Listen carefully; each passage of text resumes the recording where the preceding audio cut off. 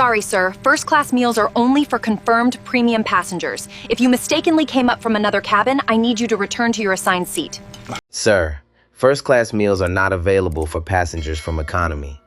The sentence cut through the cabin so sharply that even the man in seat 1C stopped typing on his laptop. A woman near the aisle lowered her wine glass halfway to the table. Someone in the second row quietly pulled their phone from beneath a magazine, and Ethan Brooks just sat there, still, calm, like he had heard things like this before. The cabin lights inside Flight 287 glowed soft amber against polished wood panels and cream leather seats. Outside the window, rain streaked across the runway at Chicago O'Hare, blurring the airport lights into long silver lines. It was almost 8 in the evening. Boarding had just finished. Most passengers in first class already looked settled into their own worlds. Expensive headphones, quiet conversations, tight smiles from people used to getting what they paid for. Ethan did not look like any of them. No tailored designer coat, no flashy watch, no loud confidence, just a dark gray jacket, clean jeans, a worn leather bag tucked carefully beneath the seat in front of him. Melissa Turner stood beside row 2, holding a digital meal tablet against her chest, 32 years old. Blonde hair pulled tight into a professional bun, every movement sharp, efficient, controlled, and right now, irritated. "I'm sorry, sir," she repeated, louder this time. "These meals are assigned to confirmed premium passengers only." Across the aisle, Rachel Kahns looked up from her paperwork, mid-40s, corporate attorney, the kind of woman who noticed details for a living. Her eyes moved from Melissa to Ethan, then down to the boarding pass resting neatly beside his hand. Ethan lifted his gaze slowly. "I am a confirmed premium passenger." His voice was quiet, no anger, no embarrassment. That somehow made the moment worse. Melissa forced a smile that never reached her eyes. "Sir, if there's been a seating mix-up, I can help you return to your assigned cabin before departure." A few passengers shifted uncomfortably. Nobody spoke, because everyone understood what was happening, and nobody wanted to become part of it. Ethan reached for the folded boarding pass beside him. His fingers moved slowly, deliberately, not defensive, not rushed. Melissa took the pass, seat 2A, first class, confirmed. Purchased 3 weeks earlier. Her eyes scanned it twice, then once more. The facts were clear, but something inside her had already decided this man did not belong in this seat. And once people decide something emotionally, facts often become inconvenient noise. She handed the pass back a little too quickly. "There may be a delay in the boarding system," she said. "Temporary upgrades don't always register immediately." "I wasn't upgraded," Ethan replied. "I bought the seat." The businessman in 1C leaned back deeper into his chair, pretending not to listen now. Rachel Collins stopped pretending entirely. Melissa's jaw tightened. Flight attendants dealt with difficult passengers every day. Loud passengers, drunk passengers, entitled passengers, but calm passengers. Those were harder, because calm forced everyone else to hear the actual word being spoken. The captain's voice echoed gently through the cabin speakers. "Ladies and gentlemen, we are waiting on final paperwork and should be departing shortly. Thank you for your patience." Outside, baggage crews moved through the rain beneath flashing orange lights. Inside first class, the tension thickened quietly. Melissa moved to the next row and began taking dinner selections. Short rib, sea bass, wine pairings, professional smiles. Then she skipped Ethan completely. He watched her continue toward row 3, watched her intentionally move past him. Only then did he speak again. "Excuse me." Melissa stopped. Several heads turned immediately. "I believe you skipped my meal selection." The silence that followed felt heavy enough to hear. Melissa inhaled slowly through her nose. Then she stepped closer. "First-class dining service," she said carefully, "is reserved for verified premium guests." Rachel's expression changed instantly. There it was, not loud, not explicit, but unmistakable. Ethan rested both hands lightly on the armrests. "I've already shown you my boarding pass twice, and I'm asking you not to make this difficult, sir." That word, difficult. Rachel had spent 20 years inside boardrooms, hearing that word used against people who challenged humiliation politely. Difficult usually meant, "Stop making us uncomfortable with what we're doing to you." Ethan looked out the rain-streaked window for a moment before turning back toward Melissa. Are you formally denying service to a ticketed first-class passenger? The question landed differently. Too precise, too controlled. Melissa blinked once. People nearby noticed it immediately. This man did not sound confused. He sounded experienced. Behind Melissa, near the galley curtain, another crew member glanced over. Then another. The atmosphere shifted. Melissa straightened her shoulders. If you continue refusing crew direction, I'll need to involve the purser. Ethan folded the boarding pass once, perfectly even, then placed it gently on the tray table. Please do. No emotion, no threat. And somehow that frightened Melissa more than anger would have. Because for the first time since she approached seat 2A, she felt the smallest crack of uncertainty. Not about the ticket, about him. About the kind of man who stayed this calm while being publicly humiliated in a cabin full of strangers. Outside the aircraft, thunder rolled low across the runway. And 30,000 feet above the storm clouds waiting somewhere beyond Chicago's night sky, a much larger collision had already begun. Melissa turned sharply toward the galley curtain. Laura. Her voice carried farther than she intended. A few passengers flinched slightly. Others stared harder at their phones, pretending they were not listening while hearing every word. The curtain parted almost immediately. Laura Bennett stepped into the aisle with the calm authority of someone who had spent decades controlling uncomfortable situations inside aluminum tubes 30,000 feet above the ground. 49 years old. Silver strands tucked tightly beneath her uniform cap, sharp posture, sharp eyes. The kind of woman passengers trusted instantly, or feared. What's the issue? Laura asked quietly. Melissa lowered her voice, but not enough. Passenger in 2A is disputing service verification, not meal service, not misunderstanding. Verification, the wording mattered. Ethan noticed that immediately. Laura's eyes moved toward him. One glance, quick, professional, measuring. Then to the boarding pass resting on the tray table. Rachel Collins watched the entire exchange over the rim of her reading glasses. Her stomach tightened. She had spent years inside corporate investigations. She knew how language changed once institutions started protecting themselves. Laura stepped closer. Good evening, sir. Ethan nodded politely. Good evening. Melissa tells me there may be some confusion regarding your seat assignment. There isn't. His answer came softly, steady. That somehow unsettled Laura more than anger would have. She picked up the boarding pass carefully. C2A, first class, confirmed purchase. No standby notation, no gate override, no upgrade coding. Perfectly valid. Laura knew it within seconds. But now Melissa stood beside her. Passengers were watching. And somewhere deep beneath years of procedure and polished training, another instinct had already taken hold. People rarely admitted suspicion once they had acted on it publicly. Doing that required humility. And humiliation. Laura handed the pass back. Sometimes our boarding system updates slowly, she said. We just need to make sure the cabin manifest is accurate before departure. Ethan leaned back slightly in his seat. What exactly are you verifying? Laura paused, only half a second, but Rachel noticed. So did the older man in row 3, who had quietly lowered his newspaper minutes earlier. Laura folded her hands. We're simply trying to resolve this smoothly for everyone. Again, not answering the question. Outside the aircraft windows, rain hammered harder against the glass. Ground crew moved beneath flashing orange lights, while the engine turbines hummed low and steady in the darkness. Inside first class, the air felt thinner now.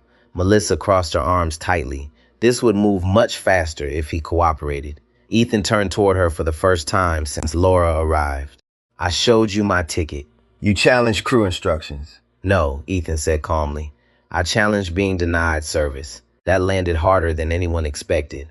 A younger passenger near the bulkhead slowly lowered his phone toward his lap. The screen stayed on, recording. Laura noticed. Her pulse quickened. Because once phones appeared, mistakes became evidence. She forced another professional smile. Sir, no one is denying you service. You skipped my meal selection. Laura inhaled carefully through her nose. Until manifest verification is complete. There is no manifest issue. The silence after that felt sharp enough to cut through the cabin. Melissa shifted uncomfortably. Passengers were no longer pretending this was routine. The businessman in 1C finally closed his laptop completely. Rachel Collins removed her glasses and folded them slowly in her lap. Everyone sensed the same thing. This had gone too far. Laura lowered her voice. Sir, I'm asking you respectfully not to escalate this any further. Ethan looked at her steadily. I'm not the one escalating it. A muscle tightened near Laura's jaw. That sentence hit too close to the truth. The cockpit door clicked open. Captain Daniel Mercer stepped halfway into the aisle, tall, broad shoulders, gray at the temples, a face worn by decades of weather delays, medical emergencies, mechanical failures, and exhausted passengers. He looked first at Laura. That alone told Ethan something important. Pilots trusted crew reports first. Always. What's going on? Mercer asked quietly. Laura kept her answer polished. Minor seating verification issue. We're handling it. Captain Mercer glanced toward Ethan. Ethan met his eyes without speaking. Something about the calmness bothered him immediately. Passengers causing trouble usually came with noise, frustration, ego, defensiveness. This man had none of that, yet the entire cabin felt locked around him. Melissa stepped forward quickly. He's refusing to cooperate with standard verification procedures. Again, procedures. Verification, compliance language. Ethan noticed every word. Captain Mercer stepped farther into first class now, his polished shoes stopping beside row 2. Sir, he said carefully, I need to understand why departure is being delayed. Ethan's voice stayed low. Because your crew decided my presence in first class required investigation. Melissa's face flushed instantly. That is not what I said. It's exactly what you implied. No one moved. Rachel Collins looked down briefly, not because she disagreed, but because hearing uncomfortable truths spoken aloud always changed a room. Captain Mercer extended one hand slightly. Let's slow this down. Ethan nodded once. I'd be happy to. Mercer looked toward Laura. Does he have a valid ticket? Another pause. Tiny, dangerous. Yes. The captain's eyes narrowed almost invisibly. Then what's the operational concern?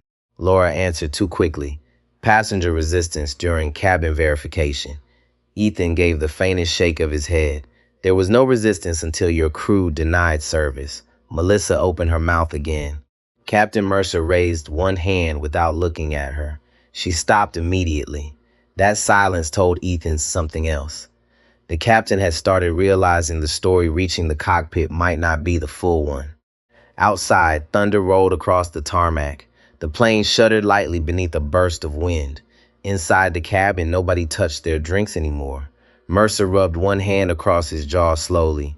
Sir, he said carefully, would you be willing to step off briefly while we review the manifest? Rachel's eyes snapped toward him instantly. There it was, the soft version of removal. Ethan looked at the captain for a long moment, not angry, not surprised, just tired in the way people become after spending years proving they belong in rooms they already earned the right to enter. Captain, he said quietly, would you be asking the same thing if I looked different? No one breathed. Melissa looked away first. Laura stared straight ahead. And Captain Daniel Mercer suddenly understood something cold and dangerous. There was no good answer to that question, only consequences. Captain Mercer did not answer immediately. Rain rattled harder against the windows beside row 2. Somewhere farther back in economy, an overhead bin slammed shut with a hollow metallic crack. The sound echoed through the cabin like a warning. Ethan watched the captain carefully, not aggressively, not triumphantly, just watching. That made Mercer even more uncomfortable, because the question hanging between them was not really about a seat anymore, or a meal, or a boarding pass. It was about instinct, about assumption, about why certain people had to prove they belonged before anyone offered them dignity. Melissa shifted beside the captain, folding her arms tighter. Captain, we are already delayed. There it was again, the pressure point. Time. Airlines could tolerate complaints. They could tolerate unhappy passengers. But delays cost money. Connections, crew hours, reports. And once operations started slipping, institutions almost always chose speed over fairness. Mercer exhaled slowly. Sir, he said carefully, I'm trying to avoid turning this into a formal security matter. Rachel Collins finally spoke. He hasn't done anything. Her voice cut cleanly through the cabin. Every head turned toward her. Rachel sat upright now, calm but firm, her legal pad still resting across her lap. He showed his ticket twice. Your crew confirmed it's valid. This should have ended 10 minutes ago. Melissa's expression hardened immediately. With respect, Mom, you do not have the full operational picture. Rachel gave a short, humorless laugh. No, I think I do. A few passengers looked away quickly. People hated moments like this. Moments where someone forced the truth into the open after everyone else has silently agreed to avoid it. Captain Mercer glanced toward Laura. Laura kept her face neutral, but inside, the situation was slipping faster than she wanted to admit. Because Rachel had changed something important. Now there was a witness speaking aloud, not recording silently, not whispering, speaking. That mattered. Ethan leaned back slightly in his seat. Captain, he said quietly, do you know why I asked whether you would treat another passenger differently? Mercer rubbed his jaw again. I'm listening, because this is how these situations always begin. Melissa scoffed softly under her breath. Ethan continued anyway, not with insults, not with slurs, with professionalism, verification, procedures, small humiliations wrapped in polite language. The cabin went still. Rachel lowered her eyes for a moment because she knew he was right. She had seen the same mechanism inside law firms, hospitals, banks, country clubs. Nobody announced prejudice anymore. They disguised it. Laura stepped in quickly. Sir, no one here is discriminating against you. Ethan looked at her. Then why was I the only passenger asked to prove I belonged in this cabin? No answer came, not because they lacked words, because every possible answer sounded ugly once spoken aloud. Outside the plane, lightning flashed white across the wet runway. The cabin lights flickered once. Passengers shifted uneasily. Mercer looked toward the cockpit for a brief second. His mind was already calculating consequences. Departure slot, air traffic sequencing, crew timing, passenger complaints. But another calculation had started forming beneath those. Risk, not physical risk, legal risk, public risk, the kind that destroyed careers quietly over months. Melissa sensed the shift immediately. Captain, she said quickly, he has repeatedly challenged crew authority. Ethan shook his head once. No, I challenged your assumption. Melissa's cheeks flushed deep red. You're twisting this, am I? Silence again. The younger man near the bulkhead adjusted his phone lower against his knee. Still recording, Rachel noticed him. So did Laura. Fear moved through her chest now. Cold, sharp. Because if this video reached social media, the context would disappear instantly. People would only see fragments. A black passenger, denied service, threatened with removal. That headline alone could burn through an airline in hours. Mercer seemed to realize the same thing at the exact same moment. He lowered his voice. Let's resolve this calmly. Ethan nodded once. I've been calm since boarding. That was true, and everyone knew it. Melissa suddenly looked smaller standing there beside him, not physically, morally. Because the louder she became, the calmer Ethan appeared, and calmness had started making her look unreasonable. Laura glanced toward the galley curtain, where another crew member stood frozen halfway through preparing drink service. Nobody in first class cared about drinks anymore. Nobody cared about dinner. The entire cabin had narrowed into one question. Who gets believed when dignity collides with authority? Mercer made a decision. Sir, he said carefully, I'm going to ask airport operations to verify the manifest directly at the gate. Melissa relaxed slightly. Laura did too. A compromise, procedure, something official. But Ethan's eyes did not change, meaning security. Mercer hesitated. Standard protocol. Rachel looked openly disturbed now. For a valid ticket holder? Mercer's voice tightened. For a passenger refusing crew direction during departure. There it was, the reframing. Rachel felt it instantly. Ethan had gone from passenger to problem, and everyone in the cabin had just watched the transformation happen in real time. Ethan looked toward the rain outside the window again. Water streamed down the glass in silver ribbons beneath the airport lights. When he finally spoke, his voice was almost tired. You know what the hardest part is, Captain? Mercer stayed silent. It's not being doubted. Ethan folded his hands carefully together. It's watching decent people convince themselves they're still being fair while they do it. Nobody moved. Not Melissa, not Laura, not even Rachel. Because deep down, every adult in that cabin understood something painful. Most injustice did not begin with monsters. It began with ordinary people protecting their comfort. The interphone near the galley buzzed sharply. Laura answered quickly, listened. Then her expression changed. She lowered the receiver slowly and looked toward Captain Mercer. Airport security is already on the way. The words settled over first class like smoke. Airport security is already on the way. Nobody spoke for a second. Then the cabin changed, not loudly, quietly. Passengers straightened in their seats. Eyes shifted, breathing slowed. The atmosphere inside the aircraft tightened the way it does right before turbulence hits. Because security meant this was no longer awkward. Now it was official. Melissa tried to regain control of her posture, but her hands betrayed her. Fingers flexing tightly around a meal tablet pressed against her chest. Rachel Collins watched her carefully. Fear. That was fear now, not confidence. Captain Mercer looked toward Ethan again. "Sir," he said carefully, "I still prefer to resolve this voluntarily." Ethan nodded once. "So would I." The answer sounded sincere. That bothered Mercer even more, because difficult passengers usually fought authority emotionally. They escalated. They demanded. They threatened lawsuits. Ethan did none of that. He simply stayed calm while everyone around him slowly exposed themselves. Laura stepped closer into the aisle. "If you cooperate now," she said softly, "this can remain a simple verification process." Rachel let out a quiet breath through her nose. Even to now, they were still using language to soften what was happening. Verification, compliance, process. Never humiliation, never assumption, never bias. Outside, lightning flashed again. The wet tarmac glowed silver beneath the airport floodlights. Somewhere beyond the aircraft, thunder rolled low enough to vibrate faintly through the cabin floor. The younger man near row 3 adjusted his phone slightly higher. Rachel noticed. Melissa noticed too. Their eyes met for half a second. The same realization passed silently between them. This was already being documented. Captain Mercer looked toward Laura. "How long?" "2 minutes," she answered quietly. Mercer nodded once. Then he crouched slightly beside Ethan's seat, lowering his voice enough to sound personal. "Off the record," he said, "I think this situation got bigger than it needed to." Ethan studied him for a long moment. "You know why situations like this become dangerous, Captain?"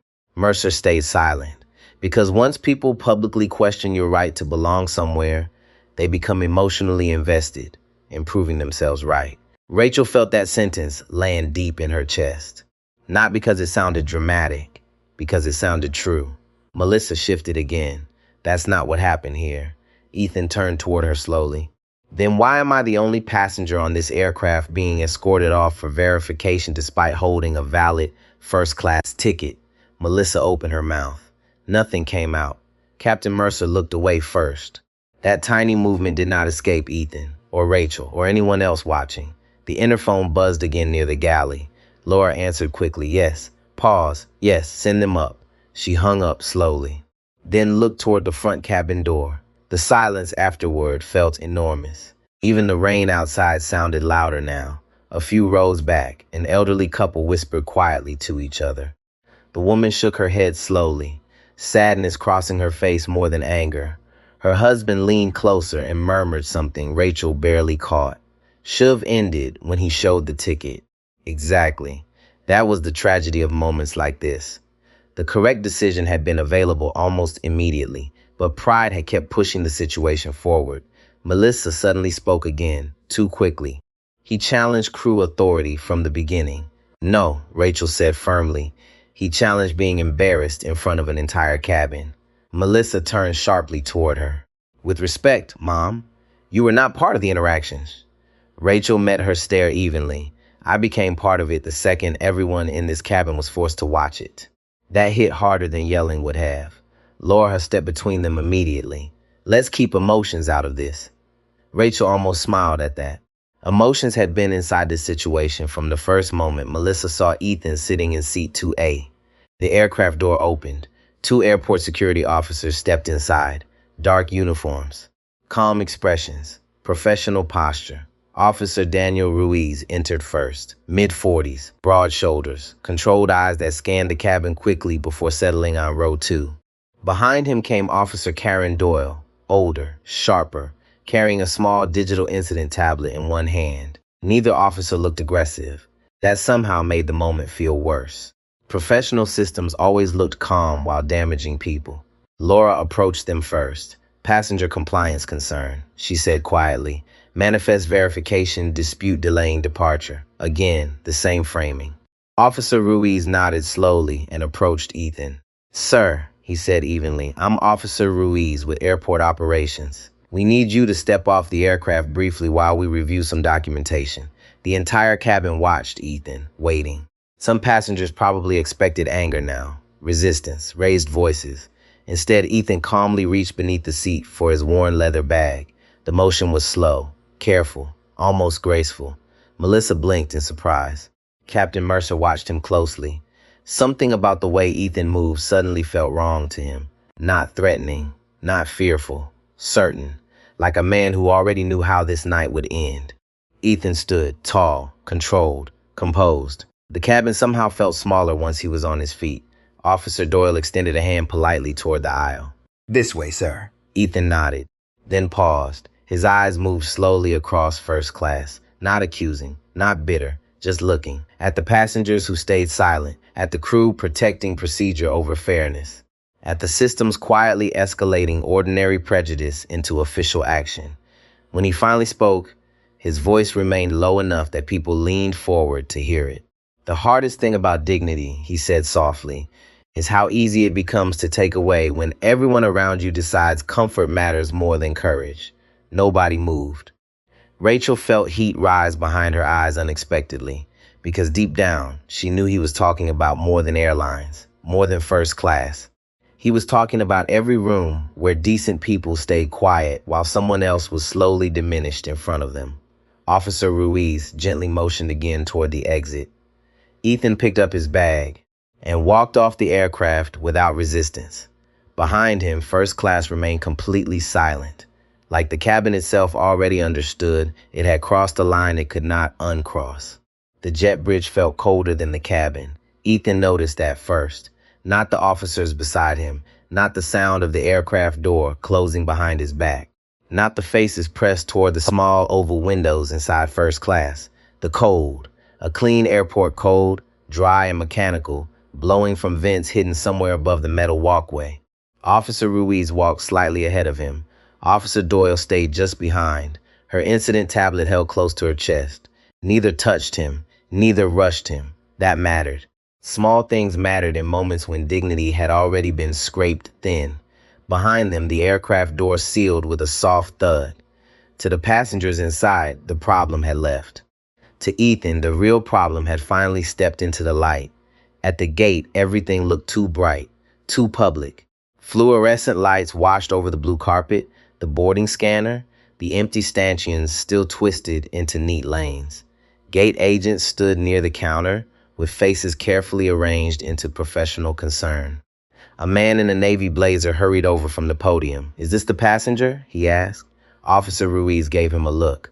"Let's start with names, please." The man swallowed. "Right, sorry. I'm Brian Keller, gate supervisor."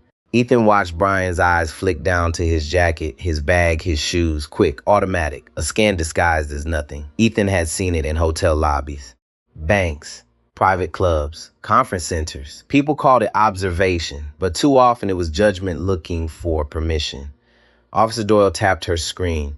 "Mr. Brooks, can we see your identification and boarding pass?" Ethan handed them over, no hesitation. Brian took the boarding pass first. He scanned it at the podium. The machine gave a sharp green beep. Everyone heard it. Valid. Brian's fingers froze above the keyboard. He scanned it again. Another green beep. Officer Ruiz looked at him. "Problem?" Brian cleared his throat. "No. It shows confirmed first class. Seat 2A. Paid fare." Ethan said nothing. That silence did more work than anger ever could. Officer Doyle checked his driver's license against the airline profile. "Ethan Brooks," she read aloud. Brian's expression changed faintly, but not enough. The name touched something in his memory. A memo, maybe, a meeting invite, a compliance training slide he had clicked through too quickly. He looked again. "Your reservation is valid, sir." "I know." The words were not loud. They did not need to be. Melissa and Laura stepped out of the aircraft then, followed by Captain Mercer. The captain's face had tightened since the cabin. He looked less like a man in command now, and more like a man walking toward a report he did not want to write. Melissa kept her eyes on the floor. Laura did not. She looked straight at the officers, ready to frame the scene before anyone else could. There was a passenger compliance concern during departure preparation, Laura said. We requested verification to protect cabin integrity. Officer Ruiz turned slowly toward her. Cabin integrity? Laura held her posture. Yes. Premium cabin access has to be verified when there is a concern. What concern? Laura blinked. For the first time, the phrase did not protect her. It exposed her. Brian looked from Laura to the screen. I'm not seeing any manifest discrepancy. Melissa spoke before she could stop herself. The concern was his presence in first class. The words landed flat. Clean. Fatal. Officer Doyle's hand paused above her tablet. Captain Mercer closed his eyes for less than a second. Laura turned sharply. Melissa. But it was too late. Ethan looked at Melissa. Not with hatred, not with satisfaction, with something worse, clarity. My presence, he said softly. Melissa's face flushed. I meant the booking situation. No, Ethan said. You meant what you said. No one defended her. The airport moved around them as if nothing had happened. A family hurried to another gate. A janitor pushed a trash cart past the seating area. A departure announcement echoed from somewhere down the concourse. Ordinary life continued. That was always the cruelest part. A person could be humiliated in public, and the world would still keep boarding on time. Officer Ruiz looked at Captain Mercer. Captain, were you informed the ticket was valid before requesting security review? Mercer's jaw tightened. Yes. Were you informed service had been denied before the compliance concern? He looked toward Laura. Laura looked away. No, Mercer said quietly. I was not told that clearly. Rachel Collins appeared in the aircraft doorway behind them. She should not have stepped out.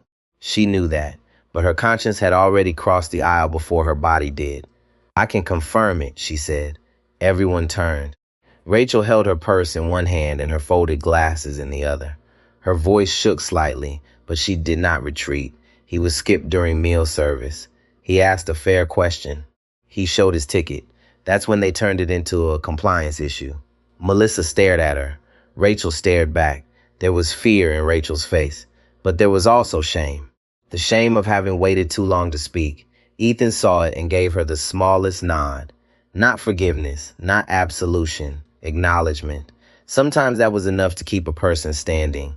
Brian Keller typed quickly into the system, then stopped. His face changed. Not confusion now, recognition. He looked at Ethan again, this time, differently. Mr. Brooks, he said slowly, are you connected out to the partner service review team? Laura went still. Captain Mercer looked up. Melissa's lips parted slightly. Ethan did not answer right away. At the far end of the concourse, a man in a dark suit was walking fast toward gate 14. Not running, but close. His badge swung against his jacket with every step. Brian saw him and turned pale. The man reached the gate, breath controlled, eyes fixed on Ethan. Mr. Brooks, he said, straightening at once. I'm Thomas Reed, Senior Airport Operations Manager. He looked briefly at the crew, then back to Ethan. I'm sorry they made you wait. Nobody spoke after that. Not immediately. The airport noise seemed farther away now, muted beneath the heavy silence gathering around gate 14. Thomas Reed stood beside Ethan with the posture of a man who understood exactly how serious the situation had become. Mid-50s. Trim suit. Airport operations badge clipped perfectly straight against his jacket. He did not look at Melissa first, or Laura, or even Captain Mercer. He looked at Ethan. That was what changed everything. People always noticed where respect moved naturally. And suddenly every person standing near the gate realized authority had quietly shifted. Captain Mercer stepped forward carefully. Thomas, he said, keeping his voice measured, perhaps we should move this conversation somewhere private. Thomas finally turned toward him. Yes, he answered calmly, we absolutely should. Melissa felt her stomach tighten. Not because of what he said, because of how he said it. No confusion, no uncertainty, no defense of the crew, just controlled damage management. Officer Doyle glanced between them. Can someone explain exactly what's happening? Thomas answered without hesitation. Mr. Brooks serves on the External Partner Compliance Review Board, overseeing customer treatment standards for multiple domestic carriers. The words hit the gate like a pressure drop. Melissa stared. Laura's face lost color so fast it almost looked painful. Captain Mercer went completely still. Even Officer Ruiz blinked once in surprise. Rachel Collins slowly lowered herself into one of the gate chairs nearby, her pulse suddenly pounding harder than before. Not because Ethan had power, because he never once used it. That was what made the whole thing unbearable. Melissa swallowed hard. You're saying he was auditing us? Ethan finally spoke. No, everyone looked at him. I was traveling to New York. Simple, quiet, true. And somehow that answer sounded worse than any setup ever could. Because now there was no escape route left, no trap, no hidden agenda, no ambush. Just ordinary behavior exposed under the wrong light. Thomas looked toward the aircraft window where confused passengers were still seated in his first class. How long has the flight been delayed? Brian checked the screen quickly. 23 minutes. Thomas nodded once, then turned toward Laura. Walk me through exactly what initiated security escalation. Laura tried to regain control of her breathing. There was concern regarding seating legitimacy and premium cabin verification. Thomas looked at the valid boarding pass still resting on the podium. After the ticket was confirmed, Laura hesitated. Melissa answered instead, too fast. He became confrontational. Rachel stood up immediately. No, he didn't. Every eye turned toward her again. Rachel's voice shook now, but she kept speaking anyway. He was calm the entire time. You skipped his meal. You questioned his seat repeatedly. Then you turned it into a compliance issue when he challenged you politely. Melissa looked furious now. Mom, you are not airline personnel. No, Rachel said quietly. I'm just someone who watched decent people humiliate another human being because nobody wanted to admit they were wrong. That one landed hard. Captain Mercer looked away toward the rain-covered windows because somewhere deep inside himself, he knew she was right. Thomas folded his arms slowly. Were any passengers recording the interaction? Silence. Then Brian answered carefully. Yes, at least two visibly. Thomas closed his eyes briefly. That told Ethan everything he needed to know. Not fear of injustice, fear of exposure. The same system that ignored quiet humiliation suddenly became urgent once cameras appeared. Ethan watched the realization move across everyone's faces one by one. Melissa, Laura, Mercer. People always believed systems were strongest when they held authority. But systems were actually most fragile the moment witnesses arrived. Officer Doyle looked toward Ethan carefully now. Mr. Brooks, she said, for the record, did you identify yourself at any point before removal? No. Why not? Ethan glanced toward the aircraft, passengers still waiting, still trapped inside a delayed flight because of one ordinary assumption. Because names should not determine whether people are treated with dignity. Nobody answered that, because there was no defense against it. Thomas pulled out his phone. I'm notifying executive operations. Melissa's face changed instantly. Executive operations, not customer service, not crew relations. Executive operations meant legal exposure, internal review, documentation. Captain Mercer stepped closer. Thomas, before this escalates further, perhaps we can resolve it internally. Thomas looked at him carefully. That opportunity existed 20 minutes ago. The captain flinched slightly, small, but visible. Rainwater rolled slowly down the terminal glass behind them. Blue taxiway lights reflected across the wet concrete outside, while another aircraft lifted into the dark Chicago sky. Life kept moving. But Gate 14 had become frozen inside consequence. Melissa's voice came quieter now. I was trying to protect the premium cabin. Ethan looked at her directly for the first time since leaving the aircraft. From what? She opened her mouth. Nothing came out. Because saying the truth aloud would destroy her, and everyone already knew it anyway. Rachel sat back down slowly, exhausted now. Her hands trembled slightly against her purse strap. Not from fear, from guilt. The guilt of knowing she had watched too long before speaking. Ethan noticed. You did the right thing eventually, he told her quietly. Rachel gave a weak laugh. Eventually doesn't always feel good enough. No, Ethan admitted softly, but silence feels worse later. That sentence settled deeply inside her. The kind of sentence people carried home after nights they could not forget. Thomas lowered his phone from his ear. They're opening a formal review tonight. Melissa looked stunned. Tonight? Yes. Laura stepped forward immediately. Thomas, this can still be corrected. Ethan finally shook his head once. No, he said calmly. Correction happens before security gets called on someone with a valid ticket. Nobody argued with him. because every person standing there knew exactly when this situation could have ended. At the first boarding pass, at the first apology, at the first moment someone chose humility over ego.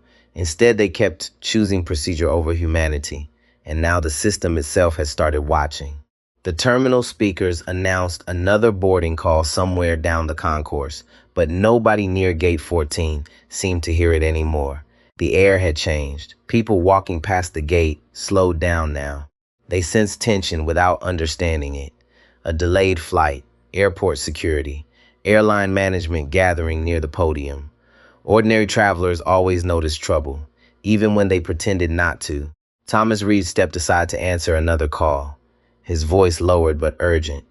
Captain Mercer stood near the gate window with both hands on his hips, staring out at the rain like he could somehow rewind the last half hour if he looked hard enough. Melissa remained frozen beside the podium, not angry anymore, not defensive, just unraveling, because now she understood the part nobody tells you when you first wear a uniform with authority attached to it. Small decisions become permanent very quickly. Officer Ruiz looked toward Ethan again. "Would you like to file a formal statement tonight?"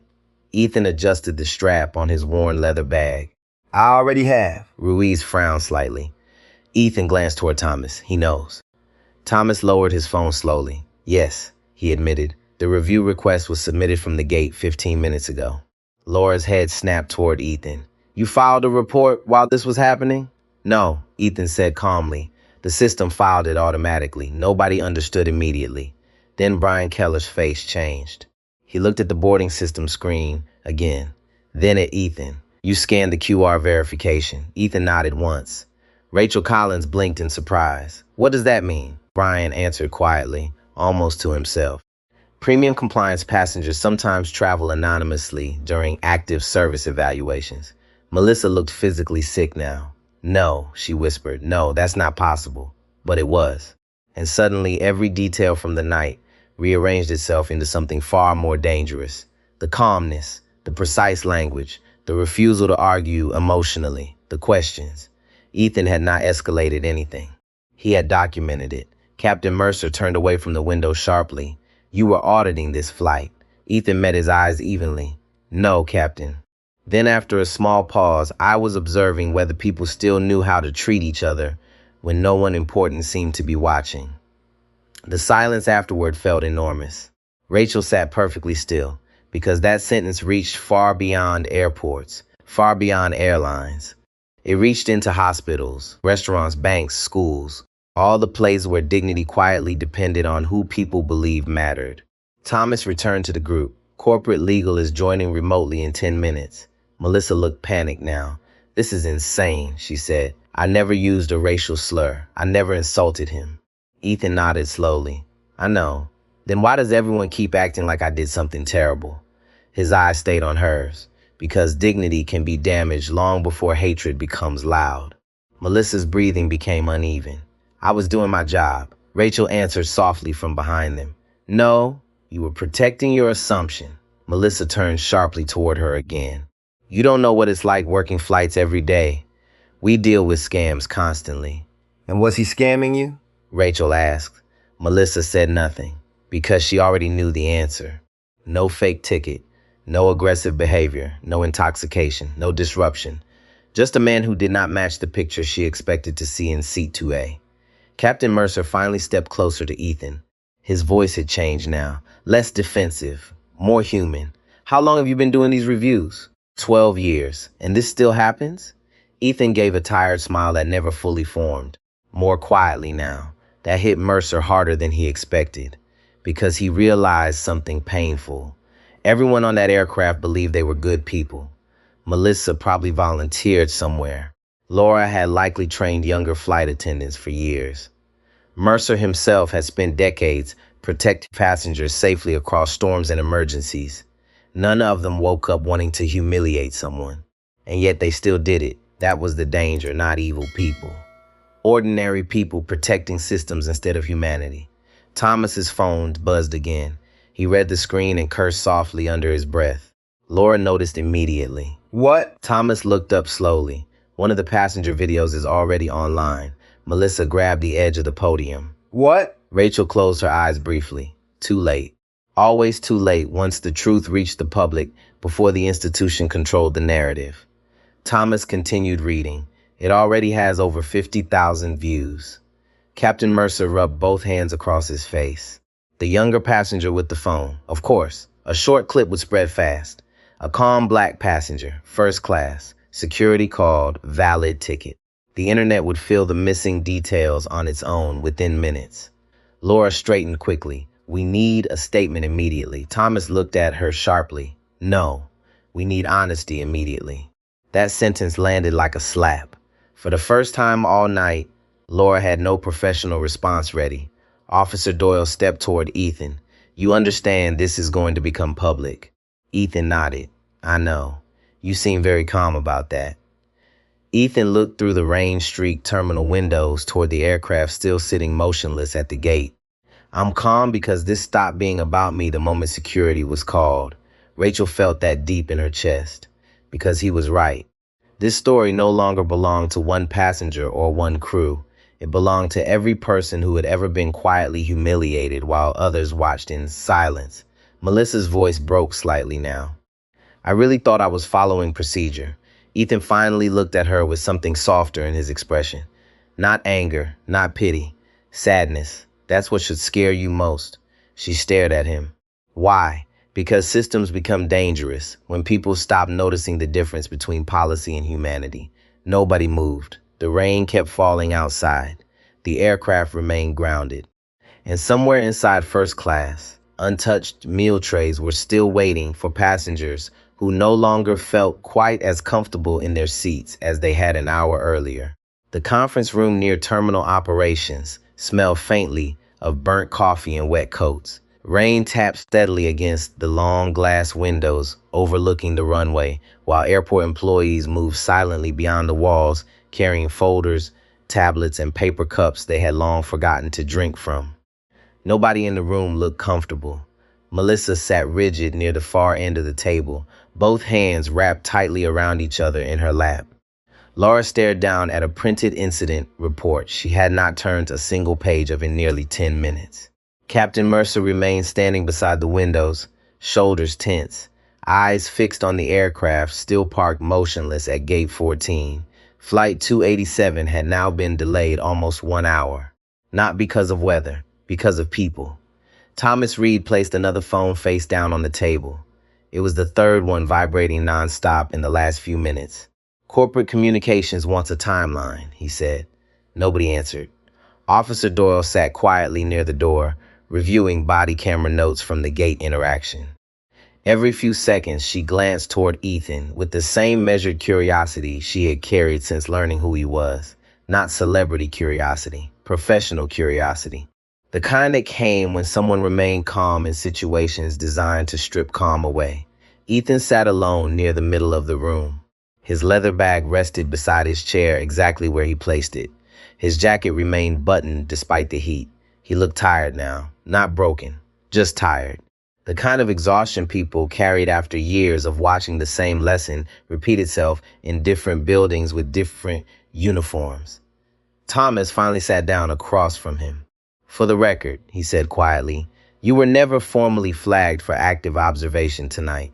Melissa looked up sharply. Laura did too, Thomas continued. You were traveling as a private passenger. Ethan nodded once. That's correct. Captain Mercer turned from the window. Then how did the automatic report trigger? Ethan folded his hands slowly. Your airline recently implemented anonymous premium experience monitoring. Laura's face tightened immediately. She remembered the training memo now. Most crew ignored it because corporate programs came and went constantly, but Ethan remembered every word. When my boarding pass was rescanned during a security escalation, he continued calmly. The system automatically generated a level 3 compliance notification.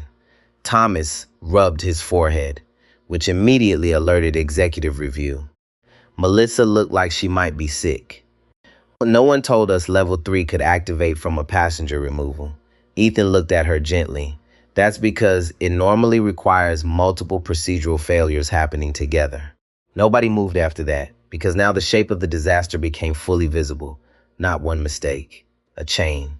Meal denial, repeated verification, public questioning, security escalation despite valid credentials. One poor decision feeding the next until the system itself finally intervened. Rachel Collins sat quietly near the wall with a paper cup of untouched coffee cooling between her hands. She had been asked to remain as a witness statement provider. She still looked disturbed, not dramatic, not emotional. Disturbed in the deeper way adults become when they realize how easily decent environments can slide into cruelty without anyone raising their voice. Thomas looked toward Melissa carefully. Walk me through the first moment you became suspicious. Melissa swallowed hard. Everyone in the room waited. Even she seemed afraid of her own answer. I don't know, she admitted quietly. Ethan watched her without speaking. Melissa stared down at the table. She stopped. No one rescued her sentence. Captain Mercer finally spoke softly. He didn't fit the expectation. The room went silent again, because honesty had finally entered. Ugly, late, but honest. Melissa's eyes filled immediately. I know how that sounds. Rachel answered before anyone else could. It sounds human. Melissa looked up at her in confusion. Rachel continued slowly. Wrong, but human. That changed the room, not forgiveness. Perspective, because monsters were easy to condemn. Ordinary people were harder. Ordinary people made systems dangerous, precisely because they rarely believed they were doing harm. Officer Doyle closed her tablet. In law enforcement, she said quietly, we train constantly against assumption bias. Because once suspicion starts emotionally, people unconsciously search for evidence to justify it afterward. Laura leaned back slowly in her chair. That's exactly what happened on the aircraft. No one argued. Because now that the tension had broken, everyone could finally see the sequence clearly. The ticket should have ended it. But Melissa's suspicions survived the facts. Then Laura protected the crew instead of questioning the assumption. Then Mercer protected departure procedure. And suddenly an innocent passenger became a compliance concern. Not through hatred, through momentum. Ethan looked around the room carefully. You know what the hardest part of reviews like this is? Nobody answered. Most people expect me to uncover cruelty. His voice stayed calm. But usually I uncover fear. Thomas frowned slightly. Fear of what? Ethan looked toward the rain outside. Fear of admitting someone was judged unfairly. That landed deeply inside every person there. Because admitting unfairness requires something institutions hated. Vulnerability. Melissa wiped her eyes quickly, embarrassed. I really thought I was protecting standards. Ethan nodded slowly. I believe you. She looked up in surprise. Then why does this feel so terrible? Ethan's answer came softly. Because intent does not erase impact. The room fell silent once more. Outside the windows, another plane lifted through the storm clouds into the dark Chicago sky. Its lights disappeared almost immediately into the rain. Rachel stared at the runway for a long moment before speaking quietly. My father used to say dignity is easiest to defend when it costs nothing. Everyone looked toward her. She gave a tired smile. But the real test is whether you defend it when it becomes inconvenient. Captain Mercer lowered his eyes, because that was exactly where all of them had failed. The delay, the pressure, the departure clock. Convenience had become more important than one man's humanity. Thomas's phone buzzed again. He glanced at the screen and exhaled slowly. The video passed 3 million views.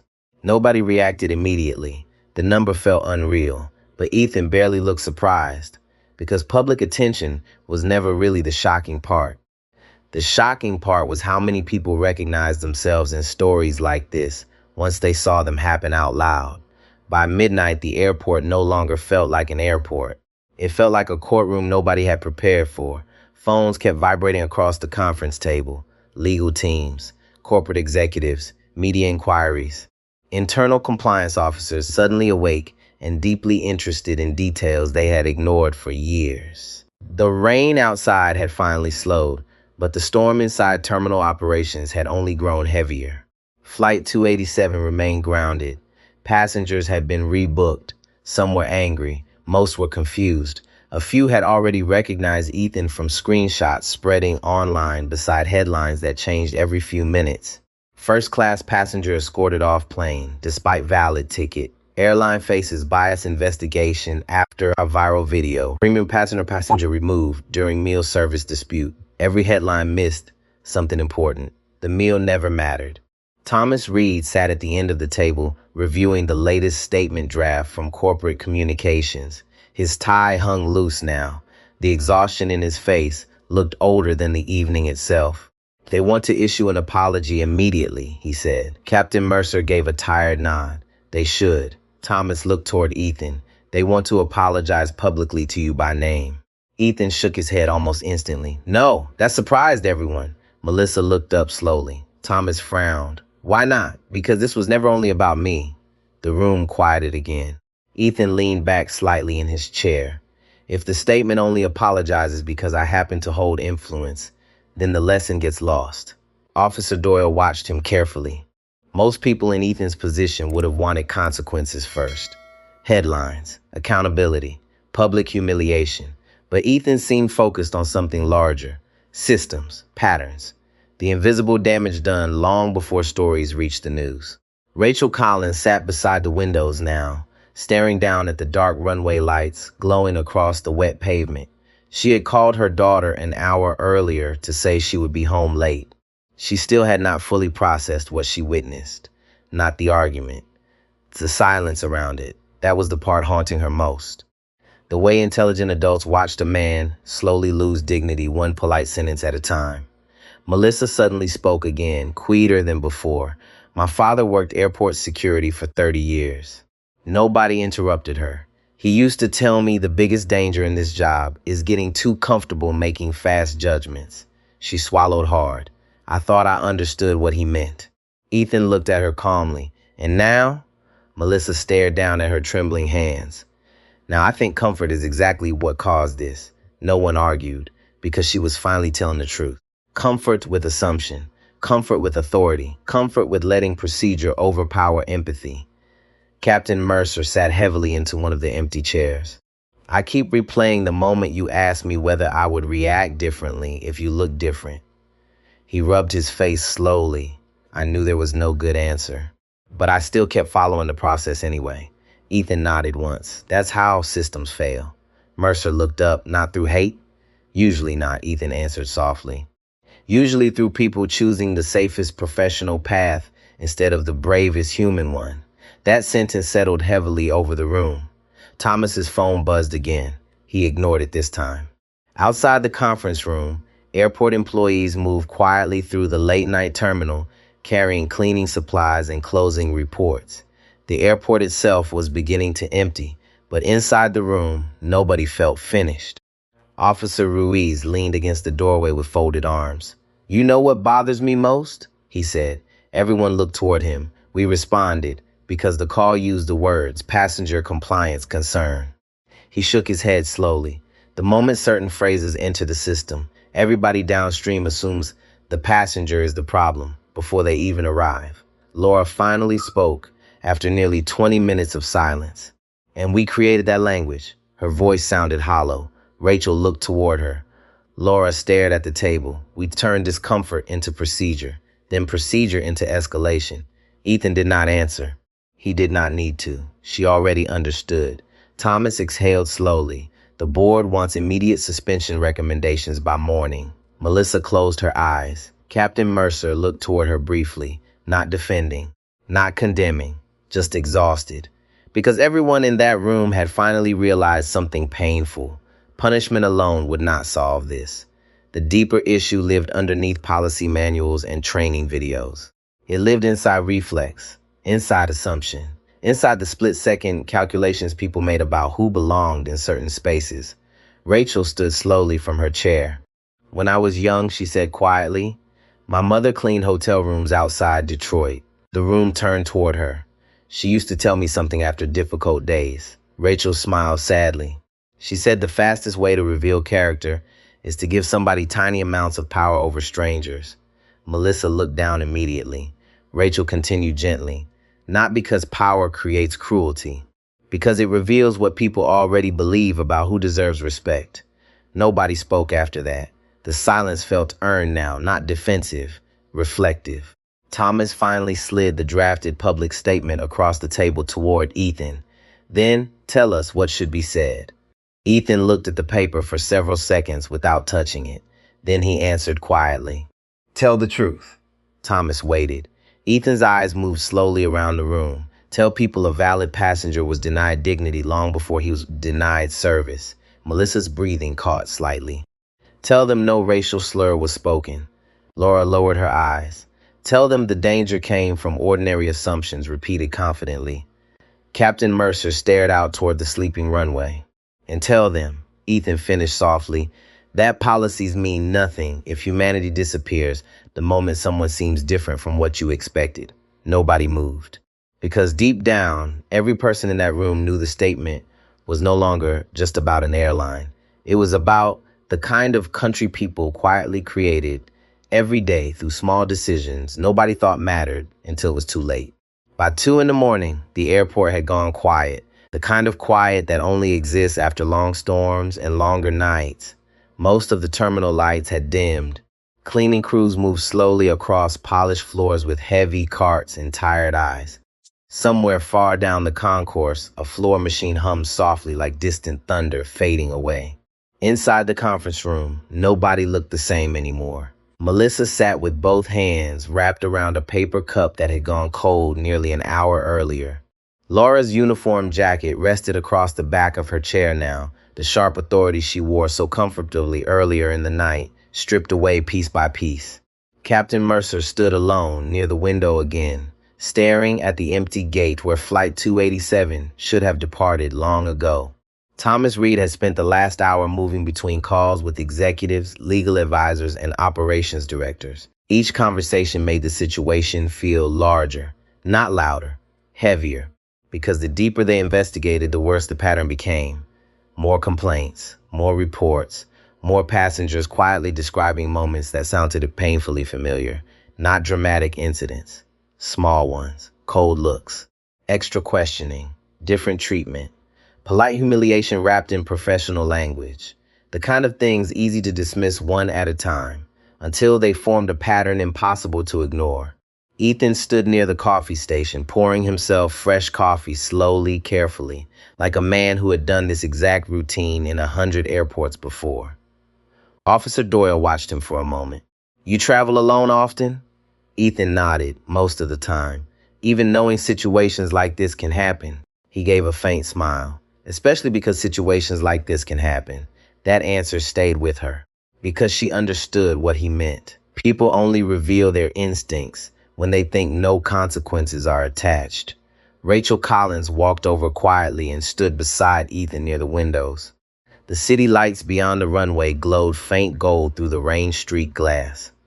I keep thinking about something, she admitted softly. Ethan looked toward her. I almost stayed quiet. He did not answer immediately. Rachel shook her head slowly. I saw it happening. I knew something was wrong, but part of me kept thinking maybe someone else would say something first. That's human, Ethan said gently. Rachel laughed once under her breath. That word has sounded very complicated tonight. He nodded. Because people think humanity is measured by intention. His eyes moved toward the dark terminal outside, but usually it's measured by action. Rachel looked down at the floor. My daughter teaches 3rd grade. She smiled sadly. She tells her students that kindness is not real if it only appears when it's easy. Ethan took a slow sip of coffee. She sounds wiser than most adults. Across the room, Thomas finally ended another phone call and looked toward everyone gathered there. They've suspended the crew pending formal review. Melissa lowered her eyes immediately. Laura sat perfectly still. Captain Mercer closed his eyes briefly.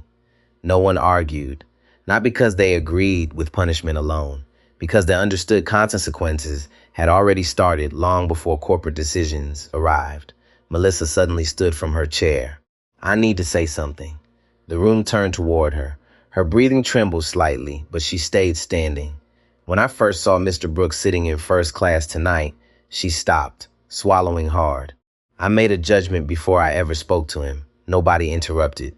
Melissa wiped quickly beneath one eye. I told myself I was being observant, professional, careful. Her voice cracked slightly. But the truth is, I decided he didn't belong there before I checked a single fact. The room remained silent, not hostile, just honest, because everyone there knew how difficult real honesty actually was. Melissa looked directly at Ethan now. I think the scariest part is realizing how normal it felt in the moment. Ethan held her gaze calmly. That's why these situations matter. She nodded slowly. Not because people are always hateful, because people stop questioning themselves. Captain Mercer finally turned away from the windows. For 30 years, he said quietly, I thought professionalism meant protecting the process. He looked down at his hands. Tonight I realized that professionalism without humanity is just polished indifference. Thomas leaned back heavily into his chair. That line is probably ending up in the final report. For the first time all night, a few tired smiles appeared around the room. Small, exhausted, human. Outside the conference room, dawn was beginning to touch the edges of the Chicago skyline with pale blue light. The storm had finally passed. Ground crews prepared another aircraft at a nearby gate. Baggage carts rolled slowly beneath blinking runway lights. The airport was waking up again. Life moved forward. It always did. Ethan picked up his leather bag from beside the table. Thomas stood immediately. We can arrange a private car and another flight to New York.